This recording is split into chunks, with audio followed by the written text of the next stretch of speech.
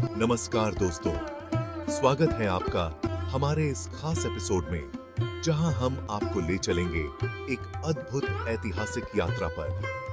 आज हम इंडिया के हिस्ट्री के एक बहुत इंपॉर्टेंट चैप्टर के बारे में जानेंगे। एक ऐसा चैप्टर जिसने हमारे देश की दिशा और दशा दोनों को बदल दिया। हम बात कर रहे हैं छठी शताब्दी ईसा पूर्व की पॉलिटिकल सिचुएशन की, जो अपने आप में एक बहुत ही रोमांचक और महत्वपूर्ण समय था। यह वो टाइम था जब इंडिया में बहुत बड़े-बड़े बदलाव आ रहे थे। समाज, संस्कृति और राजनीति में एक नई दिशा की ओर कदम बढ़ाए जा रहे थे। वैदिक सभ्यता खत्म हो रही थी और नई-नई रियासतें और साम्राज्य बन रहे थे। यह समय था जब पुरानी परंपराओं को छोड़कर नई व्यवस्थाओं का निर्माण हो रहा था। इसी उथल-पुथल में 16 महाजनपद और 10 गणराज्य सामने आए, जिन्होंने प्राचीन भारत के नक्शे को ही बदल दिया। इन महाजनपदों और गणराज्यों ने न केवल राजनीतिक परिदृश्य को बदला, बल्कि सामाजिक और आर्थिक संरचना को भी नया रूप दिया। यह समय था जब विभिन्न राज्यों और गणराज्यों के बीच सत्ता संघर्ष और गठबंधन की कहानियां लिखी जा रही थीं। चलो इस टाइम के बारे में और जानते हैं और उन राज्यों और गणराज्यों के बारे में समझते हैं जिन्होंने इस युग को बनाया। इस यात्रा में हम देखेंगे कि कैसे इन महाजनपदों और गणराज्यों ने न केवल अपने समय को प्रभावित किया, बल्कि आने वाले युगों के लिए भी एक मजबूत नींव रखी। तो दोस्तों, तैयार हो जाइए इस रोमांचक और ज्ञानवर्धक यात्रा के लिए, जहां हम आपको ले चलेंगे प्राचीन भारत के उन सुनहरे पन्नों में जो आज भी हमें प्रेरित करते हैं। आइए इस अद्भुत इतिहास के सफर की शुरुआत करते हैं और जानते हैं उन घटनाओं और व्यक्तित्वों के बारे में जिन्होंने हमारे देश की नींव रखी। छठी शताब्दी ईसा पूर्व इंडिया के इतिहास में एक बहुत बड़ा मोड़ लेकर आई। यह समय भारतीय उपमहाद्वीप के लिए अत्यंत महत्वपूर्ण था, क्योंकि इस युग में कई सामाजिक, आर्थिक और राजनीतिक परिवर्तन हुए। यह वो टाइम था जब लोहे का इस्तेमाल बहुत बढ़ गया था, जिससे खेती और लड़ाई दोनों में बहुत बदलाव आया। लोहे के औजारों ने खेती को अधिक प्रभावी और उत्पादक बना दिया, जिससे फसलों की पैदावार में वृद्धि हुई। इसके साथ ही लोहे के हथियारों ने युद्ध की तकनीकों को भी बदल दिया, जिससे सेनाओं की ताकत में इजाफा हुआ। इससे पैदावार बढ़ी, लोगों की संख्या बढ़ी और शहर बसने लगे। जैसे जैसे कृषि उत्पादन में वृद्धि हुई, वैसे वैसे जनसंख्या भी तेजी से बढ़ने लगी। इस जनसंख्या वृद्धि ने नए शहरी केंद्रों के विकास को प्रोत्साहित किया, जिससे प्राचीन भारतीय शहरों का उदय हुआ। इसका नतीजा यह हुआ कि छोटे-छोटे कबीले और राज्य धीरे-धीरे मिलकर बड़े और ताकतवर राज्यों में बदल गए। इन राज्यों का गठन और विस्तार एक महत्वपूर्ण घटना थी, जिसने भारतीय उपमहाद्वीप के राजनीतिक परिदृश्य को पूरी तरह से बदल दिया। इन राज्यों के बीच आपसी संघर्ष और सहयोग ने एक नई राजनीतिक व्यवस्था को जन्म दिया, और इसी वजह से 16 महाजनपद और 10 गणराज्य बने। ये महाजनपद और गणराज्य भारतीय इतिहास के महत्वपूर्ण अंग बने, जिन्होंने आगे चलकर भारतीय सभ्यता के विकास में महत्वपूर्ण भूमिका निभाई। इनकी स्थापना ने न केवल राजनीतिक स्थिरता प्रदान की, बल्कि सांस्कृतिक और आर्थिक विकास को भी प्रोत्साहित किया। बौद्ध और जैन धर्म की किताबों में 16 महाजनपदों का जिक्र मिलता है, जो छठी शताब्दी ईसा पूर्व में नॉर्थ इंडिया में सबसे पावरफुल थे।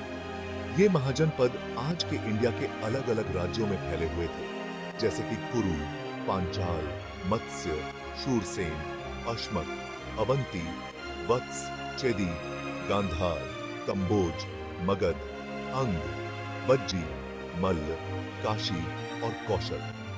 हर महाजनपद का अपना राजा, अपनी सेना और अपना शासन था।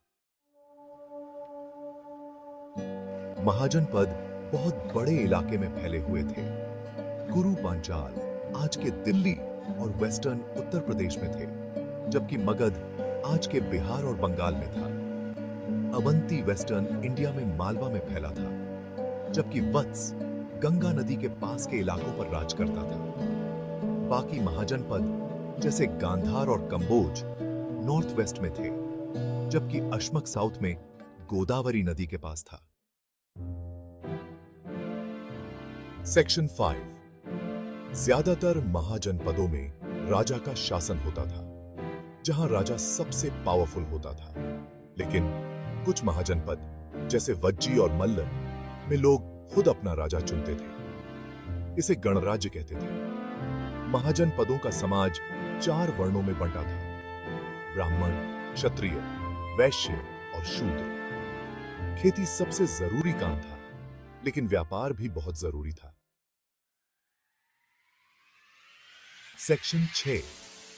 6ठी शताब्दी ईसा पूर्व में, जब नॉर्थ इंडिया में राजाओं का राज था, कुछ लोगों ने खुद का शासन बनाया, जिसे गण या संघ कहते थे। इन गण राज्यों में लोग खुद मिलकर अपना नेता चुनते थे। कुछ फेमस गणराज्य थे वज्जी, वृज्जी, मल्ल, लिच्छवी, शाक्य और कोलिय। सेक्शन 7। महाजनपद और गणराज्य कभी एक दूसरे से लड़ते थे तो कभी दोस्ती भी करते थे। कभी कभी जमीन और दौलत के लिए उनके बीच लड़ाई होती थी, लेकिन कई बार उन्होंने शादी विवाह भी किए, व्यापार भी किया और दुश्मनों से लड़ने के लिए एक साथ भी आए। जैसे कि मगध के राजा बिंबिसार ने अपनी बेटी की शादी वज्जी के राजा से की ताकि वो वज्जी पर कब्जा कर सके। सेक्शन 8। 6ठी शताब्दी ईसा पूर्व में कुछ खास घटनाएं घटी जिन्होंने इंडिया के इतिहास को बदल दिया। इस समय को भारतीय इतिहास में एक महत्वपूर्ण मोड़ माना जाता है, क्योंकि इस दौरान कई धार्मिक और राजनीतिक परिवर्तन हुए। 563 ईसा पूर्व में महात्मा बुद्ध का जन्म लुम्बिनी में हुआ, जिन्होंने बौद्ध धर्म की शुरुआत की। बुद्ध का जन्म एक शाही परिवार में हुआ था, लेकिन उन्होंने सांसारिक सुखों को त्याग कर सत्य की खोज में निकलने का निर्णय लिया। उनकी शिक्षाओं ने न केवल भारत बल्कि पूरे एशिया में गहरा प्रभाव डाला। 540 ईसा पूर्व के आसपास महावीर स्वामी ने जैन धर्म के बारे में बताया। महावीर स्वामी, जिन्हें वर्धमान के नाम से भी जाना जाता है, ने अहिंसा और सत्य के सिद्धांतों पर जोर दिया। उनकी शिक्षाओं ने समाज में नैतिकता और आत्मसंयम के महत्व को बढ़ावा दिया। इसी समय मगध बहुत ताकतवर बन गया और उसने अपने आसपास के राज्यों पर कब्जा करना शुरू कर दिया। मगध का साम्राज्य धीरे धीरे एक प्रमुख शक्ति के रूप में उभरने लगा, जिसने भारतीय उपमहाद्वीप के राजनीतिक परिदृश्य को बदल दिया। मगध के राजा बिंबिसार और उनके बेटे अजातशत्रु ने अपना राज्य बढ़ाने के लिए बहुत कोशिश की। बिंबिसार ने अपने शासनकाल में कई सुधार किए और अजातशत्रु ने अपने पिता की नीतियों को आगे बढ़ाया। इन दोनों राजाओं के प्रयासों ने मगध को एक शक्तिशाली और समृद्ध राज्य बना दिया, जिसने आने वाले समय में मौर्य साम्राज्य की नींव रखी। सेक्शन 9। 6ठी शताब्दी ईसा पूर्व इंडिया के इतिहास में एक बहुत बड़ा बदलाव लेकर आई। 16 महाजनपद और 10 गणराज्य प्राचीन भारत में आए बदलावों का नतीजा थे। हालांकि ये राज्य और गणराज्य अक्सर एक दूसरे से लड़ते रहते थे, लेकिन इन्होंने इंडिया में एक नई शुरुआत भी की। यह वो समय था जब नए विचार, दर्शन और धर्म सामने आए, जिन्होंने आने वाले हजारों सालों तक इंडिया को प्रभावित किया।